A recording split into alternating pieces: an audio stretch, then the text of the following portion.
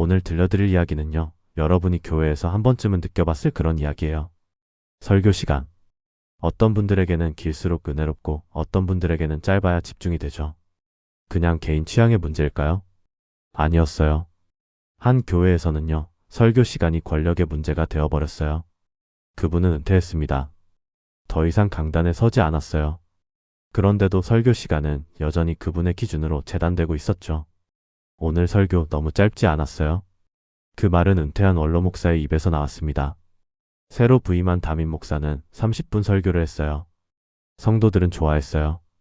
집중도 잘 됐고 이해도 잘 됐고 삶에 적용하기도 쉬웠죠. 그런데요. 그 좋아한다는 반응이 누군가에게는 위협이 되었습니다. 설교는 짧아졌지만 간섭은 더 길어졌어요. 이건 그 이야기입니다. 이 교회의 원로 목사님은 박영강 목사님이라고 불렀어요. 물론 가명이에요.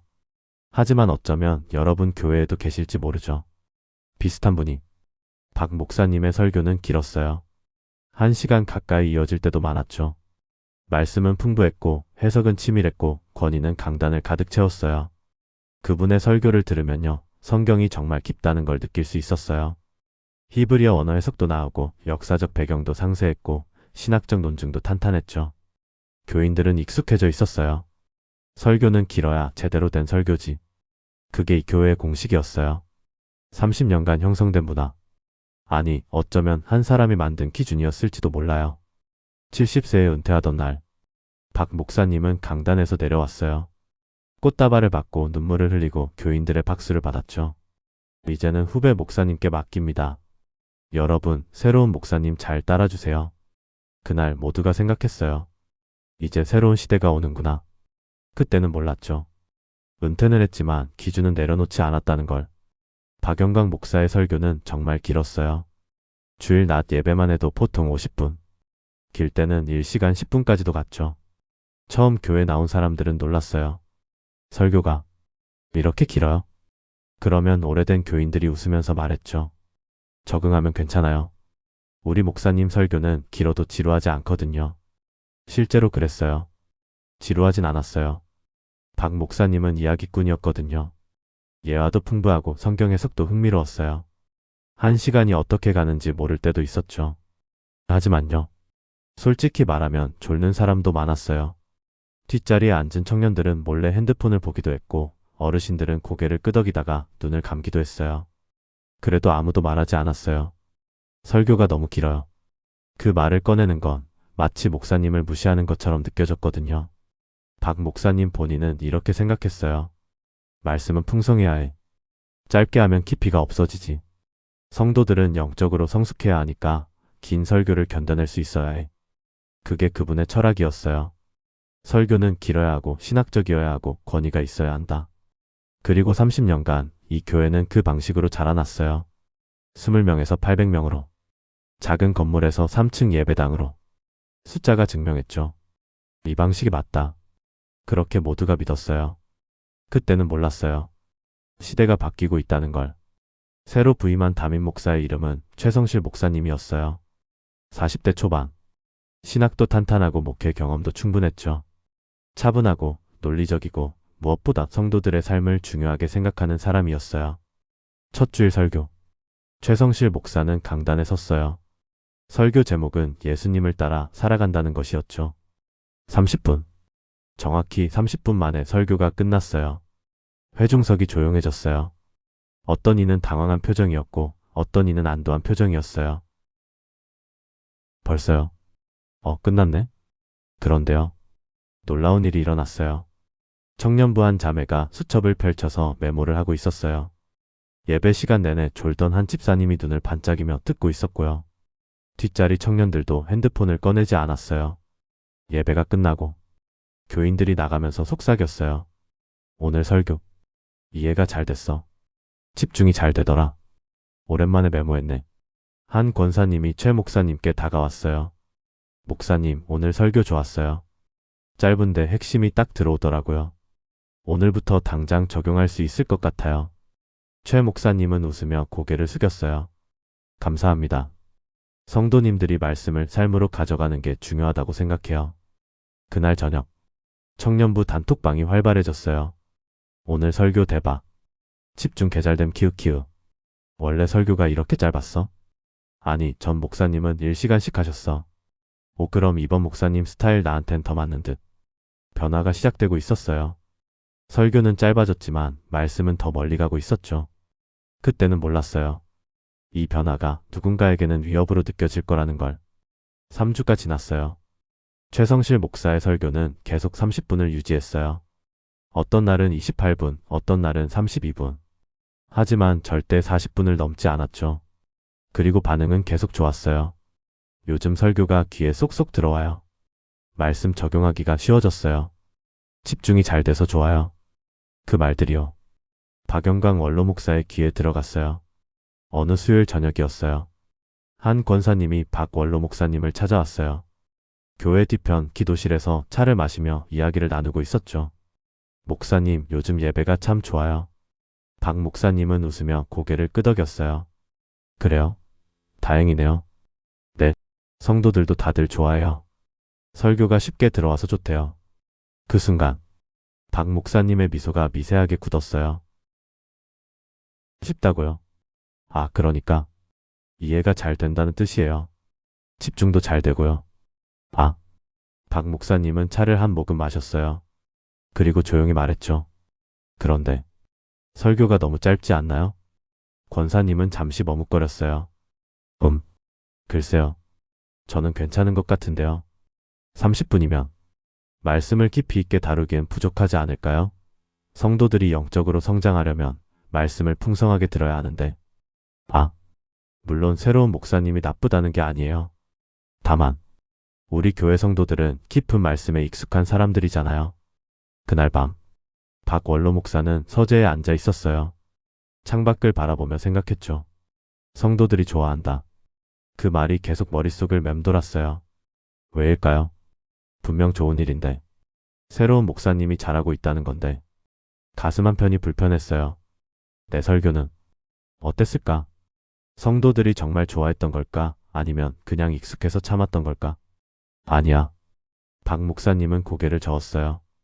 내 설교는 신학적으로 탄탄했어. 30년간 이 교회를 키운 건 그 설교 덕분이야. 하지만요. 그 확신에 금이 가기 시작했어요.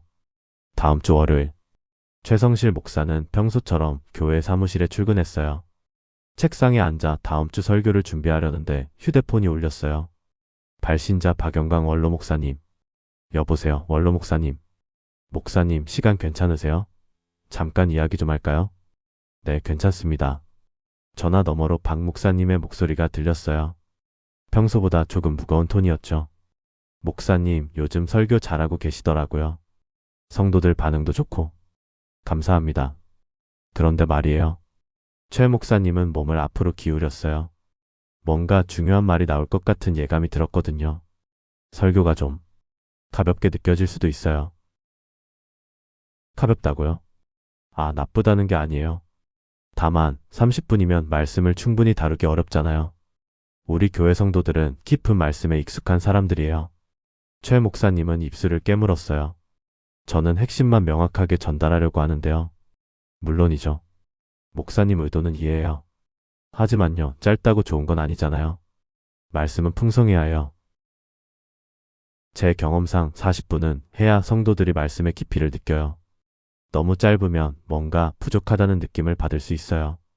최 목사님은 대답하지 못했어요. 뭐라고 말해야 할까?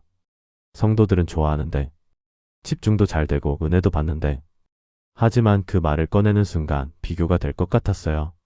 저는 잘하고 있어요 라고 말하는 순간 당신은 못했다는 뜻이 될 것 같았죠. 참고하겠습니다. 결국 그렇게만 대답했어요. 전화가 끊기고 최 목사님은 한숨을 길게 내쉬었어요. 책상 위에는 다음 주 설교 원고가 놓여 있었어요. 제목은 복음의 능력, 우리 삶 속으로였죠. 30분짜리 설교. 최 목사님은 원고를 내려다봤어요. 이걸 들려야 하나? 아니야. 그는 고개를 저었어요. 성도들이 좋아하는데, 말씀이 전달되는데, 왜 바꿔야 하지? 하지만요. 가슴 한편이 무거웠어요. 그날 저녁 최 목사님은 아내에게 털어놨어요. 여보, 나 설교 시간 때문에 스트레스 받는 것 같아. 왜? 성도들 반응 좋잖아. 응. 그런데 원로 목사님이 너무 짧다고 하시더라. 아내는 잠시 침묵했어요. 당신이 담임 목사잖아. 알아. 근데 그분이 30년간 세운 교회야. 나는 이제 3주 됐고. 조심스러워. 자칫하면 교회가 분열될 것 같아. 그날 밤 최성실 목사는 잠을 이루지 못했어요. 설교는 짧아졌는데 고민은 더 길어지고 있었어요. 2달이 지났어요. 최성실 목사는 여전히 30분 설교를 유지했어요. 그리고 교회는 조용히 그러나 분명하게 변화하고 있었죠. 출석이 안정됐어요. 특히 청년부와 장년부 출석률이 눈에 띄게 좋아졌어요. 새 신자도 늘었어요. 친구 초청 행사 때 우리 교회 설교 짧고 좋아라며 데려오는 사람들이 생겼거든요. 무엇보다 성도들의 표정이 달라졌어요. 예배 후에 피곤해하는 게 아니라 활기차게 나가는 모습들. 그런데요. 박영광 원로 목사는 이 변화를 다르게 해석했어요. 어느 목요일 아침 원로 목사 기도 모임이 있었어요. 은퇴한 목사님들과 장로 몇 분이 모여 교회를 위해 기도하는 자리였죠. 기도를 마치고 차를 마시며 이야기를 나누던 중이었어요. 한원로 장로가 말했어요. 요즘 교회 분위기 좋더라고요. 청년들이 많이 나와요. 박원로 목사님이 고개를 끄덕였어요. 그렇죠. 새로운 목사님이 젊은 감각이 있으시니까요. 설교도 짧고 명쾌해서 좋아요. 그 순간 박 목사님의 표정이 굳었어요. 짧다는 게 꼭 좋은 건 아닙니다. 예? 설교는 최소 40분은 해야 해요. 말씀을 제대로 다루려며. 다른 목사님이 조심스럽게 끼어들었어요. 하지만 요즘 젊은 세대는 집중력이 짧잖아요. 30분이 적당하지 않을까요? 박 목사님은 단호하게 말했어요. 그건 세대에 맞춘다는 핑계예요. 말씀은 타협할 수 없습니다. 길이가 짧으면 깊이가 없어져요. 저는 30년간 긴 설교로 이 교회를 키웠습니다. 그게 이 교회의 정체성이에요. 원로 장로가 조심스럽게 물었어요. 그런데 목사님, 성도들이 좋아하는데요. 좋아하는 것과 유익한 것은 다릅니다. 박 목사님은 차를 한 모금 마시고 이어갔어요. 달콤한 음식만 먹으면 건강에 안 좋잖아요. 영적으로도 마찬가지예요. 쉽고 짧은 설교만 들으면 성도들이 영적으로 깊어질 수 없어요. 그의 목소리에는 확신이 가득했어요. 하지만요. 그 확신 뒤에는 보이지 않는 두려움이 숨어 있었어요. 내 30년이 부정당하는 건 아닐까? 그날 오후 박원로 목사는 최성실 목사를 만나자고 연락했어요. 교회 뒤편 카페에서 둘이 마주 앉았죠. 목사님, 요즘 수고가 많으시죠? 괜찮습니다. 성도들이 잘 따라주셔서요. 그래서 말인데요. 박 목사님은 커피잔을 내려놓고 최 목사님을 똑바로 바라봤어요. 설교 시간을 좀 늘리시는 게 어떨까요? 예? 30분은 너무 짧아요. 40분, 아니 적어도 35분은 해야 합니다. 최 목사님은 당황했어요. 하지만 성도들 반응이 좋은데요. 성도들이 좋아한다고 다 좋은 건 아닙니다. 우리는 목회자예요. 성도들을 영적으로 성장시켜야 하는 책임이 있어요. 저도 그렇게 생각합니다. 그래서 핵심을 명확하게 전달하려고. 핵심만으로는 부족해요. 박 목사님의 목소리가 조금 높아졌어요. 말씀은 풍성해야 합니다. 언어 해석도 하고 역사적 배경도 다르고 신학적 논증도 있어야 해요. 30분에 그걸 다 담을 수 있나요? 최 목사님은 할 말을 잃었어요. 아, 이건 설교 시간의 문제가 아니구나. 그 순간 깨달았어요. 이건 설교 방식의 차이였어요. 아니, 더 깊이 들어가면 권위의 문제였죠. 박 목사님에게 설교 길이는 신학의 문제이자 자신의 목회를 증명하는 기준이었어요. 반면 최 목사님에게 설교 길이는 성도들의 이해와 삶의 변화라는 실제적인 문제였죠. 생각해 보겠습니다. 최 목사님은 그렇게 대답할 수밖에 없었어요. 카페를 나오면서 그의 발걸음은 무거웠어요. 설교 시간 다음은 사역 방식이었어요. 최성실 목사는 교회 구조를 조금씩 바꾸기 시작했어요. 먼저 소그룹 모임을 활성화했어요. 예전에는 대그룹 성경 공부 위주였거든요. 한 강사가 10명 앞에서 강의하는 방식. 박원로 목사님 때 만들어진 시스템이었죠. 최 목사님은 이걸 10명 단위 소그룹으로 바꿨어요. 강의보다는 나눔 중심으로. 서로의 삶을 나누고 말씀을 적용하는 방식으로요. 반응은 폭발적이었어요. 와, 이제야 내 이야기를 할 수 있네요. 소그룹에서 정말 많이 배워요. 삶에 적용하기가 훨씬 쉬워요. 두 번째 변화는 훈련 프로그램이었어요. 예전에는 이론 중심이었어요. 성경개론, 조직신학개론, 교회사 같은 강의들. 최 목사님은 실천 중심으로 바꿨어요. 복음을 전하는 법, 이웃 섬기기 실습, 일상에서의 영성 같은 프로그램들. 성도들은 신나했어요. 드디어 배운 걸 써먹을 수 있어요. 이론만 배우다가 지쳤는데 이제 재밌어요. 변화는 숫자로 나타났어요. 소그룹 참여율 30%, 65%. 훈련 프로그램 등록 10명, 120명. 새신자 정착률 20%, 45%. 모든 게 좋아지고 있었어요. 그런데요. 어느 토요일 아침, 박영강 원로 목사가 교회에 나왔어요. 평일에는 잘 안 나오시는데 그날은 일부러 오신 거였죠. 사무실에 들어가서 교육부 자료들을 살펴봤어요. 새로 만든 소그룹 커리큘럼, 훈련 프로그램 안내서, 성경 공부 교재들. 한참을 보시더니 교육부 전도사를 불렀어요. 이거 전부 새로 만든 거예요? 네, 목사님. 담임 목사님께서 성도들 삶에 맞춰서 새로 구성하셨어요. 예전 교재는요? 그건 잘 안 쓰고 있어요. 박 목사님의 얼굴이 굳었어요. 그 교재들은 박 목사님이 30년간 직접 만들고 다듬은 것들이었거든요. 왜 안 쓰죠? 전도사는 난처한 표정을 지었어요. 그게 요즘 성도들한테는 좀 어렵다는 반응이 있어서요. 어렵다고요? 네. 신학적으로는 좋은데 실제 삶에 적용하기가. 박 목사님은 더 이상 듣지 않았어요. 그날 오후 최성실 목사에게 전화가 왔어요. 목사님, 사역 방식에 대해 이야기 좀 합시다. 또 시작이었어요. 소그룹 위주로 바꾸셨다면서요? 네, 성도들 반응이 좋아서요. 그런데 예전 성경 공부는 왜 없앴어요? 없앤 게 아니라 형식을 바꾼 거예요. 강의식보다 나눔식이 더 효과적이라고 생각해서. 강의식이 뭐가 나쁩니까? 박 목사님의 목소리가 날카로워졌어요. 30년간 그 방식으로 성도들을 가르쳤어요. 체계적이고 신학적으로 탄탄하고. 그게 우리 교회 색깔이에요. 최 목사님은 숨을 깊이 들이마셨어요. 원로 목사님, 저는 그 방식을 부정하는 게 아니에요. 다만 지금 성도들에게 맞는 방식을 찾는 거예요. 지금 성도들은 그대로예요. 달라진 건 목사님이에요. 목사님이 교회 색깔을 바꾸고 계세요. 이건 우리 교회가 아니에요. 전화가 끊겼어요. 최 목사님은 휴대폰을 내려다봤어요. 손이 떨리고 있었어요. 우리 교회 색깔. 그 말이 머릿속을 맴돌았어요. 그 색깔이란 게 정말 교회의 정체성일까요? 아니면 한 사람의 방식일까요? 변화는 멈추지 않았어요. 최성실 목사는 원로 목사의 전화를 받고도 방향을 바꾸지 않았어요. 왜냐하면 성도들이 선택하고 있었거든요. 3개월 후 교회 통계가 나왔어요. 주일 예배 평균 출석 780명, 850명. 청년부 출석 80명, 130명. 소그룹 참여 240명, 550명. 새신자 등록 월 5명, 월 15명. 숫자는 거짓말을 하지 않았어요. 더 중요한 건 성도들의 이야기였어요. 한 청년이 간증을 했어요. 저 사실 교회 그만둘 뻔했어요. 예배가 너무 길고 뭘 배우는지 모르겠고. 그런데 새로운 목사님 오시고 나서 달라졌어요. 설교도 이해가 잘 되고 소그룹에서 진짜 내 이야기를 나눌 수 있어요. 이제는 교회가 기다려져요. 한 집사님이 말했어요. 20년 다녔는데 처음으로 성경을 삶에 적용하는 걸 배웠어요. 예전에는 그냥 지식만 쌓았던 것 같아요. 이제는 월요일부터 금요일까지 배운 말씀대로 살려고 노력해요. 한 권사님의 고백.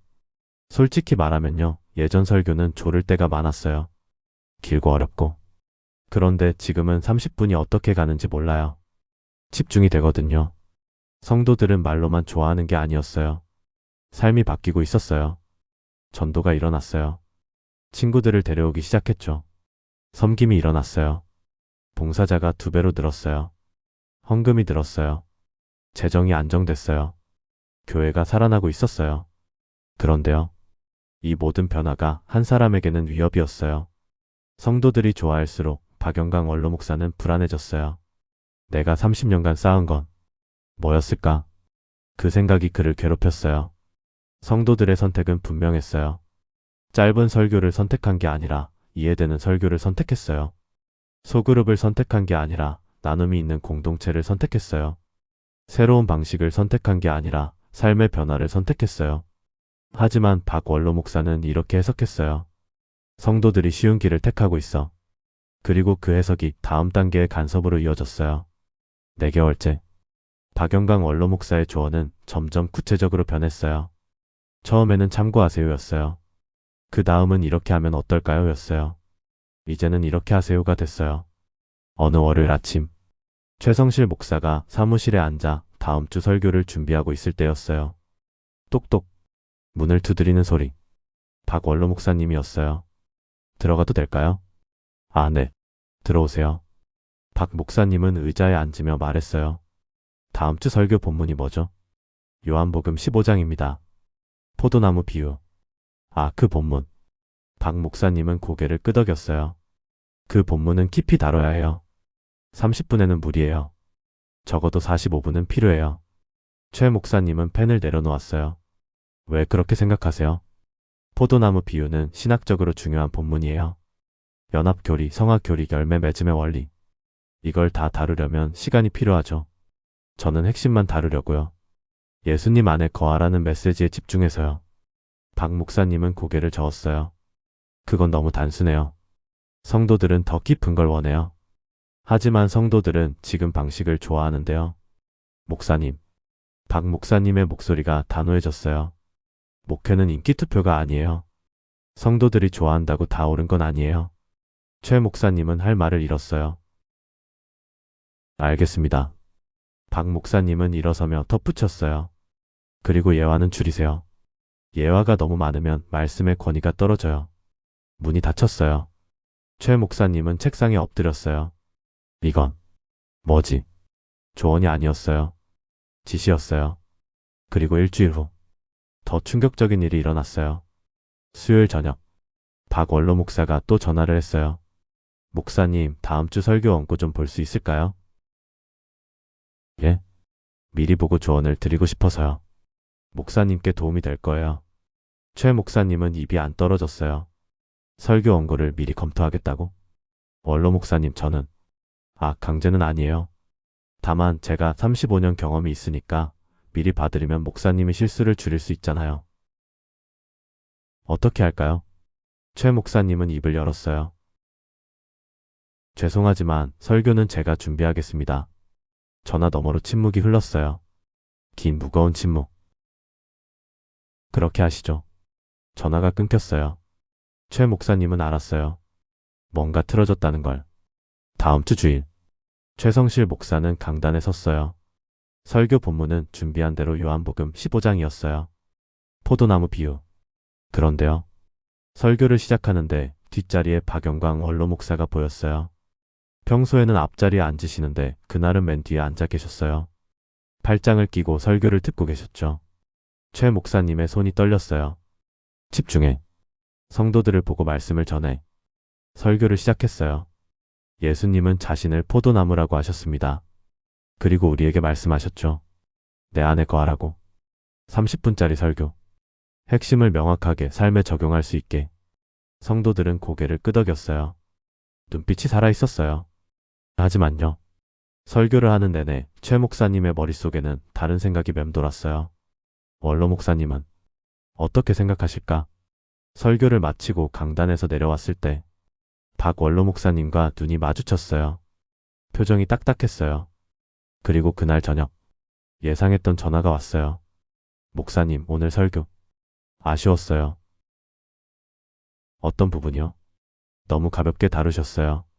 포도나무 비유는 깊은 신학이 담긴 본문인데 그냥 예수님 안에 거하세요로 끝내버리면. 최 목사님은 입술을 깨물었어요. 성도들은 은혜를 받았다고 하던데요. 성도들이 뭘 알겠어요? 그들은 깊이를 모르니까 쉬운 걸 좋아하는 거예요. 목사님, 목회는 성도들에게 영합하는 게 아니에요. 그들을 깊은 곳으로 인도해야 해요. 전화가 끊기고 최성실 목사는 거울을 봤어요. 지친 얼굴이 보였어요. 그리고 깨달았어요. 나는 지금 두 사람을 위해 설교하고 있구나. 성도들 앞에서 설교하지만 뒤에 앉은 한 사람을 의식하고 있었어요. 하나님 앞에서 말씀을 전하지만 은퇴한 목사의 평가를 두려워하고 있었죠. 이건 설교가 아니었어요. 검열이었어요. 그날 밤 최 목사님은 기도실에 올라갔어요. 무릎을 꿇고 한참을 울었어요. 주님, 저는 누구의 목사입니까? 이 교회의 담임 목사입니까? 아니면 원로 목사님의 후배입니까? 설교가 두렵습니다. 말씀을 전하는 게 무섭습니다. 눈물이 멈추지 않았어요. 그날 밤 최성실 목사는 성경을 펼쳤어요. 성경은 설교에 대해 뭐라고 하지? 사도행전을 읽었어요. 베드로의 오순절 설교. 3,000명이 회심했죠. 그런데 본문은 짧았어요. 바울의 아레오바고 설교. 철학자들 앞에서 한 명쾌한 복음 선포. 역시 길지 않았어요. 예수님의 산상수훈. 물론 길었죠. 하지만 5장부터 7장까지 실제로 말씀하신 시간은 알 수 없었어요. 예수님의 우물가 여인과의 대화. 짧은 대화로 한 여인의 인생이 바뀌었어요. 성경은 설교 길이를 규정하지 않는구나. 중요한 건 길이가 아니었어요. 말씀의 능력이었어요. 전달의 명확성이었어요. 삶의 변화였어요. 최 목사님은 다시 기도했어요. 주님, 제게 자유를 주세요. 사람을 의식하지 않고 오직 주님만 바라보며 말씀을 전할 수 있게 해주세요. 그날 밤 결심이 섰어요. 더 이상 눈치 보지 않겠어. 내가 믿는 대로 성도들에게 유익한 대로 목회하겠어. 다음 주 월요일 최성실 목사는 박영광 원로 목사를 만나자고 연락했어요. 이번에는 자신이 먼저. 교회 기도실에서 둘이 마주 앉았어요. 원로 목사님, 말씀드릴 게 있습니다. 무슨 일이요? 최 목사님은 심호흡을 했어요. 저는 제 방식대로 목회하겠습니다. 박 목사님의 표정이 굳었어요. 무슨 뜻이요? 설교 시간도 사역 방식도 제가 기도하고 결정한 대로 하겠습니다. 목사님, 저는 선배로서 조언을 알고 있습니다. 최 목사님은 박 목사님의 눈을 똑바로 봤어요. 원로 목사님의 30년을 존경합니다. 정말로요. 이 교회를 여기까지 세우신 것 감사합니다. 그런데요. 그런데 이제는 저의 때입니다. 박 목사님은 할 말을 잃었어요. 원로 목사님께서 은퇴하시면서 말씀하셨잖아요. 모든 권한을 맡긴다고. 그 말을 믿고 싶습니다. 저는 간섭한 게 아니에요. 조언한 거예요. 조언과 간섭은 다릅니다. 최 목사님의 목소리는 떨렸지만 단호했어요. 조언은 상대가 선택할 수 있는 거예요. 하지만 원로 목사님의 말씀은 제가 따라야 하는 것처럼 느껴졌습니다. 박 목사님은 고개를 저었어요. 목사님이 예민한 거 아닙니까? 아닙니다. 최 목사님은 준비해온 종이를 꺼냈어요. 지난 4개월간 받았던 전화 내용, 요청 사항들이 적혀 있었어요. 설교 시간 늘리라는 말 3번.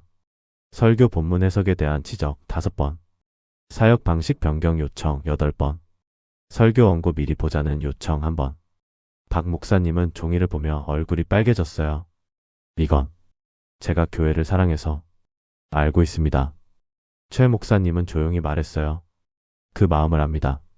30년 섬긴 교회니까요. 애정이 있으시니까요. 그렇다면. 하지만 원로 목사님. 최 목사님은 눈물을 참으며 말했어요. 은퇴는요, 직함만 내려놓는 게 아니에요. 영향력도 내려놓는 거예요. 말할 권리도 기준을 정할 권한도 내려놓는 거예요. 박 목사님은 할 말을 잃었어요. 목사님, 제가 뭘 잘못했습니까? 제 경험을 나눈 게 죄입니까? 죄가 아닙니다. 다만 최 목사님은 조심스럽게 이어갔어요. 원로 목사님의 방식과 제 방식은 다릅니다. 틀린 게 아니라 다른 거예요. 하지만 우리 교회의 색깔은 원로 목사님. 최 목사님은 단호하게 말했어요. 그 색깔은 교회의 정체성이 아니에요. 원로 목사님의 방식이었어요. 이제는 새로운 세대가 왔어요. 새로운 방식이 필요해요. 성도들이 그걸 선택하고 있어요. 박영광 원로 목사는 한참을 말이 없었어요. 그리고 천천히 일어섰어요. 알겠습니다. 목소리가 떨렸어요. 제가 생각해 보겠습니다. 문을 나가는 박 목사님의 뒷모습이 외로워 보였어요. 그날 이후 박영광 원로 목사는 한 달간 모습을 보이지 않았어요. 교회에도 나오지 않고 전화도 하지 않았어요. 최성실 목사는 걱정이 됐지만 기다렸어요. 그리고 한 달 후 주일 예배에 박 원로 목사님이 나타나셨어요. 예전처럼 앞자리에 앉으셨어요. 설교를 들으시는 표정이 달라 보였어요. 예배 후 박 목사님이 최 목사님에게 다가왔어요. 목사님, 네, 원로 목사님. 오늘 설교 좋았습니다. 최 목사님은 놀랐어요. 감사합니다. 한 달간 많이 생각했어요. 박 목사님은 잠시 말을 멈췄어요. 제가 은퇴하지 못하고 있었네요. 칙함은 내려놓았는데 마음은 놓지 못했어요. 제 방식이 옳다고 제 기준이 맞다고 믿었죠. 최 목사님은 조용히 들었어요. 목사님 말이 맞아요. 그건 교회의 색깔이 아니라 제 색깔이었어요. 박 목사님의 눈에 눈물이 맺혔어요. 30년이 너무 아까워서. 그걸 인정하기가 두려웠어요. 원로 목사님, 이제는 정말 물러나겠습니다. 뒤에서 박수만 치겠어요. 두 사람은 포옹했어요. 그날 이후 교회는 달라졌어요. 박 원로 목사는 정말로 뒤에서 기도하는 사람이 되었어요. 조언을 구하면 해주셨지만 먼저 나서지 않으셨어요. 최성실 목사는 자유롭게 목회했어요. 그리고 교회는 계속 성장했어요. 어느 날 한 장로가 박 원로 목사님께 물었어요. 목사님, 요즘 교회가 참 좋죠? 박 목사님은 웃으며 대답했어요. 그렇습니다. 하나님께서 이 시대에 맞는 목회자를 보내주셨어요. 예전보다 더 좋은 것 같아요. 비교하지 맙시다. 박 목사님은 고개를 저었어요. 존경과 의존은 다른 거예요. 조언과 간섭도 다르고요. 저는 이제야 그걸 배웠습니다. 은퇴는요, 끝이 아니에요. 새로운 시작을 위해 비켜서는 거예요. 그 말에 장로님도 고개를 끄덕였어요. 설교는 짧아졌습니다. 그러나 말씀의 능력은 더 커졌어요. 성도들은 말씀을 이해했고 삶이 변화했고 교회는 살아났어요. 간섭은 멈췄습니다. 한 사람이 진정으로 은퇴를 받아들였을 때 교회는 자유로워졌어요. 두 명의 목사가 있던 교회. 이제는 한 명의 담임 목사와 기도로 돕는 한 명의 원로 목사가 있는 교회가 됐어요. 이 이야기가 우리에게 가르쳐주는 건 뭘까요? 첫째, 은퇴는 직함을 내려놓는 게 아니라 영향력을 내려놓는 거예요. 많은 원로 목사님들이 착각해요. 직함만 내려놓으면 된다고. 하지만 진짜 은퇴는 기준을 내려놓고 비교를 멈추고 새로운 세대의 방식을 인정하는 거예요. 둘째, 존경과 의존은 달라요. 교회는 원로를 존경할 수 있어요. 그분들의 헌신과 세월을 기억할 수 있죠. 하지만 의존해서는 안 돼요. 원로 목사님은 어떻게 생각하세요? 라는 질문으로 모든 결정을 묻는다면 그건 존경이 아니라 의존이에요. 셋째, 조언과 간섭은 달라요. 조언은 상대가 선택할 수 있게 해요. 이런 방법도 있습니다 라고 제안하는 거죠. 하지만 간섭은 이렇게 해야 합니다 라고 강요해요. 진짜 조언은 상대의 자유를 존중해요. 넷째, 교회는 한 사람의 방식에 묶여서는 안 돼요. 우리 교회 색깔이라는 말 조심해야 해요. 그게 정말 교회의 정체성일까요? 아니면 한 사람의 방식일까요? 하나님은 세대마다 다른 방식으로 일하세요. 같은 복음을 다른 방법으로 전하게 하시죠. 다섯째, 성도들의 선택을 존중해야 해요. 숫자가 전부는 아니에요. 하지만 무시할 수도 없어요. 성도들이 말씀을 이해하고 은혜를 받고 삶이 변화한다면 그게 답이에요. 성도들이 뭘 알겠어? 라는 생각 위험해요. 이 이야기의 박영광 목사님은 용기 있는 분이에요. 자신의 잘못을 인정하고 진짜 은퇴를 받아들였으니까요. 많은 원로 목사님들이 그러지 못해요. 끝까지 자기 방식을 고집하고 교회를 분열시키고 젊은 목사를 무너뜨리죠. 하지만 박 목사님은 달랐어요. 한 달간 씨름하고 기도하고 결국 내려놓았어요. 그게 진짜 영적 성숙이에요. 여러분, 혹시 여러분 교회에도 이런 일이 있나요? 은퇴했지만 떠나지 못한 분. 새로운 목사를 세웠지만 여전히 이전 목사의 그림자가 드리운 교회. 그렇다면 누군가는 용기를 내야 해요. 젊은 목사라면 존중하되 눈치 보지 마세요. 하나님께서 여러분을 그 자리에 세우신 거예요. 성도들을 위해, 교회를 위해 믿음으로 목회하세요. 원로 목사라면 진짜로 물러나세요. 조언을 구하면 해주시되 먼저 나서지 마세요. 기도로 돕고 격려로 세우고 필요할 때만 지혜를 나눠주세요. 성도들이라면 분별하세요. 두 목사 사이에서 줄을 타지 마세요. 현재의 담임 목사를 세우세요. 원로를 존경하되 의존하지 마세요. 교회는요, 두 명의 목사를 견딜 수 없어요. 머리가 둘이면 몸은 찢어져요. 한 분은 강단에 서고 한 분은 뒤에서 기도해야 해요. 그게 성경적 질서예요. 오늘 여러분에게 묻고 싶어요. 여러분 교회의 설교는 누구의 것인가요? 강단에 선 사람의 것인가요? 아니면 뒤에 앉은 사람의 것인가요? 결정은 누가 내리나요? 담임 목사인가요? 아니면 은퇴한 원로인가요? 만약 후자라면 변화가 필요해요. 진짜 은퇴가 필요해요. 진짜 계승이 필요해요. 이 이야기가 여러분에게 작은 용기가 되길 바라요. 잘못된 구조를 바꾸는 용기, 진실을 말하는 용기, 내려놓는 용기. 그 용기가 있을 때 교회는 다시 살아나요. 오늘 이야기 어떠셨나요? 혹시 비슷한 경험이 있으시다면 댓글로 나눠주세요. 여러분의 이야기가 누군가에게는 위로가 될 거예요. 이 채널은 우리가 교회에서 겪는 진짜 이야기들을 다룹니다. 숨기고 싶은 이야기, 말하기 어려운 이야기, 하지만 꼭 나눠야 할 이야기들이요. 구독과 좋아요는 더 많은 이야기를 만드는 힘이 됩니다. 다음 이야기도 기대해주세요. 여러분의 교회가 건강하길, 여러분의 신앙이 자유롭길 진심으로 기도합니다. 여기까지 들어주셔서 감사합니다. 하나님의 평강이 여러분과 함께하길 바랍니다. 안녕히 계세요.